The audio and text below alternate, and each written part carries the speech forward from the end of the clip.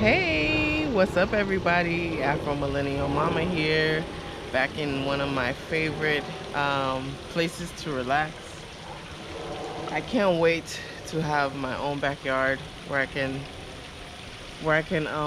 do the landscape how I want. This is my parents' backyard, and it's so calming and beautiful. I love what they did with the waterfall. Anyway, today I'll be talking to you about my thoughts on making new friends when um, when we end up moving. Um, if you're new to the channel, I'm moving to Senegal with my husband and child um, uh, within a short period of time in the near future. So, with regards to making friends, it's something that I've thought about. I'm a very social person, very open, I like to be around people. I like to go out and share um, things with people. It's like, I guess, I don't know what the culture is like for as far as gender differences with like, with men and women, but as women we share, we it's very easy to open up, for us to open up and ask for advice, or what's the word, confide in one another in a short time of knowing each other. And so I've always had to, at least my husband always reminds me to like keep some stuff close to the chest, and be careful and who you tell certain things. But for me, it's always been, if someone open up to me and tell me something about themselves, like something personal, I'll definitely share my experience or things that I've learned to try to help. Like, I've always tried to help people. That's mainly the reason why I do give people information. But yeah, sometimes you can tell people too much, and so I've been trying to work on that. But anyway, one of the things that concerned me, and I actually saw a video on this, there was a video that Natural Ghana Girl and the Achampong family, Anna, and like Jasmine Amma, some people from Ghana did, some YouTubers from Ghana did, that was on this subject about making friends. And this is something that I always wondered, like, making friends. I've been to Senegal 7 times, and I have sister-in-laws, I have in-laws, cousins, and things like that, people I've met. I mostly end up hanging out with men because I'm with my husband and all his friends and cousins and things like that. So I have the most fun with them.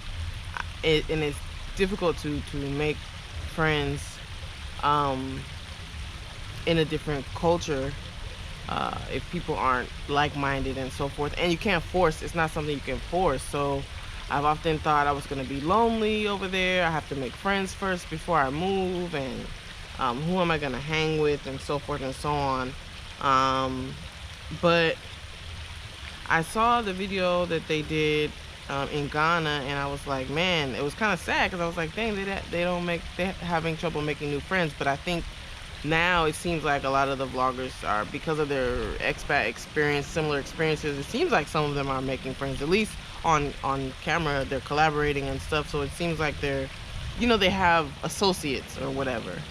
And so from what I learned from that, and just from this pandemic also, it's taught me that I can survive, even though it's hard, without seeing my homies. Like, we talk and stuff, but not as much. One of the homegirls had a baby in February. I still haven't met him, and it's like, it's hard to I mean, not everybody's on social media posting everything, so you kind of like lose track of people, and they have their lives, their families and stuff, and life goes on. But I've realized that being alone with my family is not the end of the world. Like, not having access to my friends all the time, or it's not like they come over a lot, because everybody's busy anyway, especially in the lifestyle we live in the West. It takes a month or two to see somebody sometimes, and they could live 15 minutes away. So I'm learning how to survive with phone calls and Zoom calls at times, and so I'm thinking of ways to keep in touch. I think friends is something that, and I also learned this from watching my husband's transition, moving here. I wanted him to make friends. I thought it was important that he make friends here, even if, whether they be from Senegal or, locally or whatever. So he's kind of become friends with my friends, but I wanted him to like it here, so I wanted him to make friends. But it's something that I've witnessed that you can't force. I mean, he's made associates, people from Senegal who are here in LA. So they do cultural things together, religious things together, and that's about it. And he had to learn to kind of keep his distance when stuff went down, or whenever there was drama. Whenever you have a small group of people,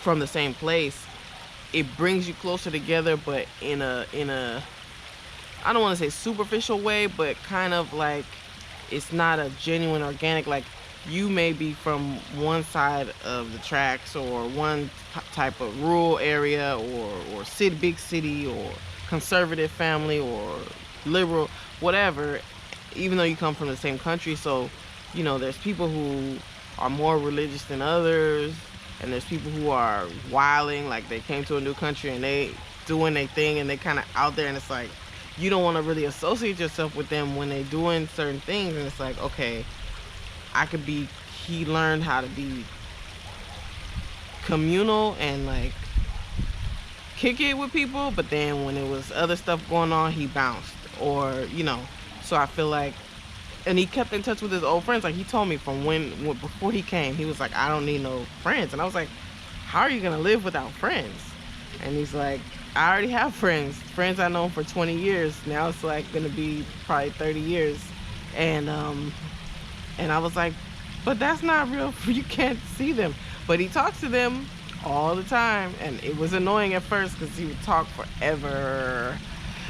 But I get it. Like, whenever I go there, especially if I go for a long time, like a month or longer, I'm on the phone too.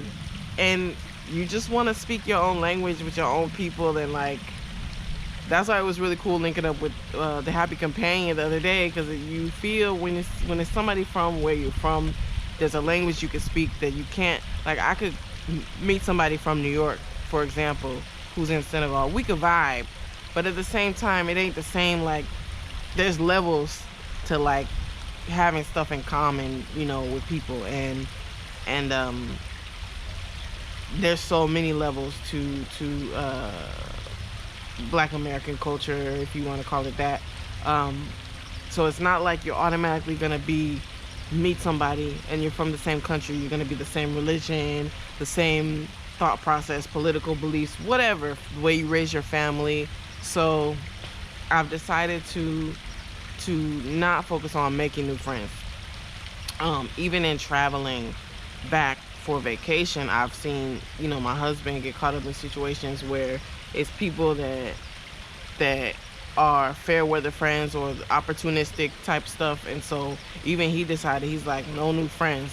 We just doing family and friends from way back, and that's it. And so I feel like, hopefully people are saying that they're gonna come visit me, my family from here and friends from here and stuff. So I feel like anybody who come visit, we kick it, we have a good time, they go back. Somebody else might come visit, so I'll get my friend share time from that. And then talking on the phone and keeping in touch with people, I want to make sure that those bonds stay tight. And if I make friends, that it'll be organically and over time, but I don't want to really we're gonna get there, we're gonna grind first, of course, because we gotta get our situation straight. But I don't think now I'm sad about not having any friends, because I do have friends. My friends are gonna be all across the world. Most of my closest friends don't even live in California as it is, so it's like, and I keep in touch with them just fine. So I said, if I see them every 2 years, I think I'll be good.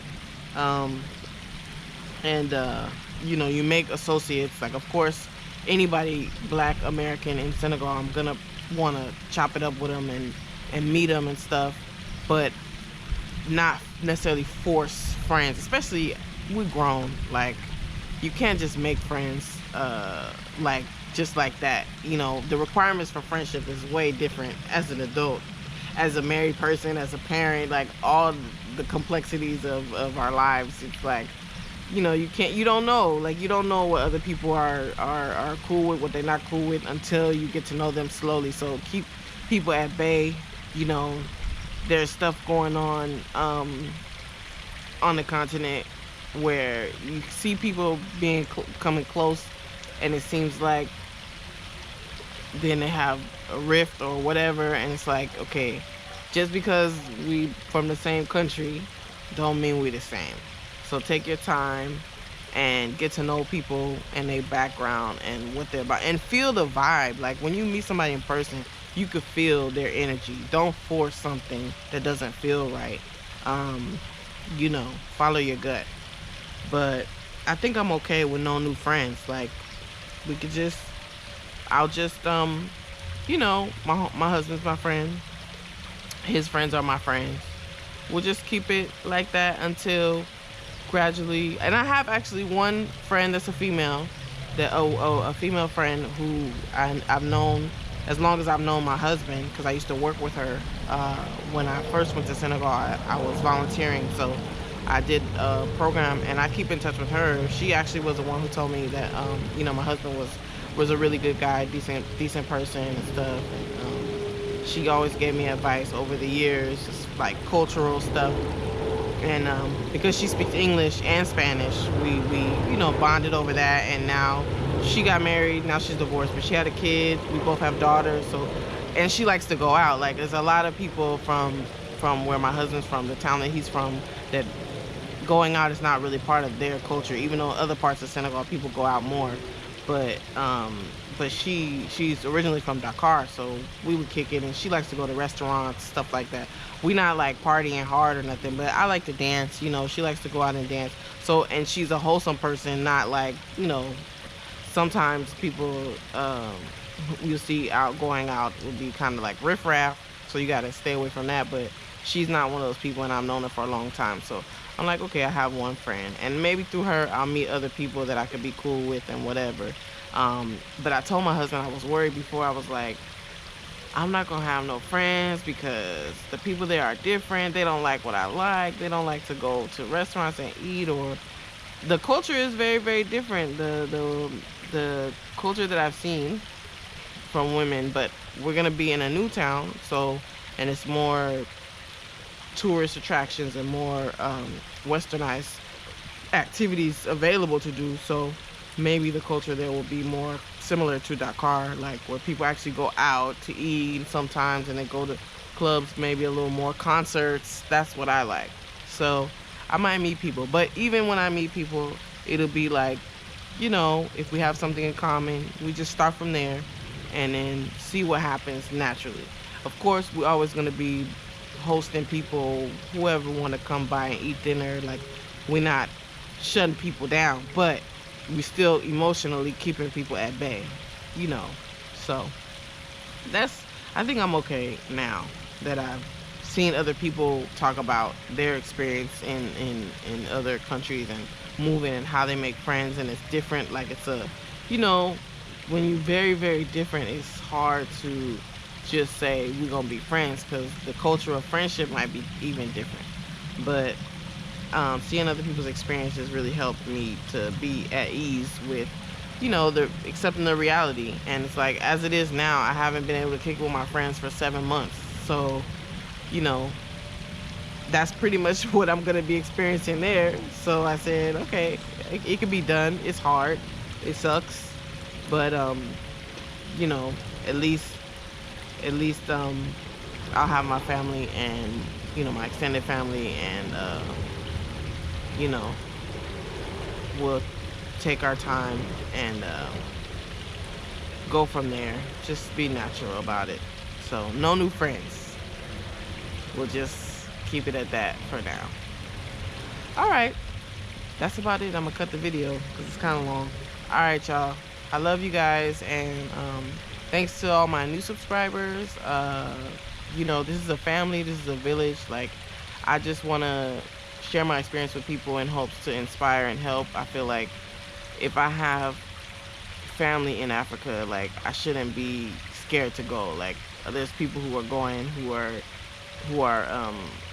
have no contact, no, like, they just being brave and going. So it's like, why can't I do it too? So I feel like I want to share this with other people, to help and inspire, as the YouTubers before me have inspired me a great deal. And so I thank all of them. The ones in Tanzania, Ghana, Gambia, everywhere. So love to everybody. Be blessed. All right. Peace out.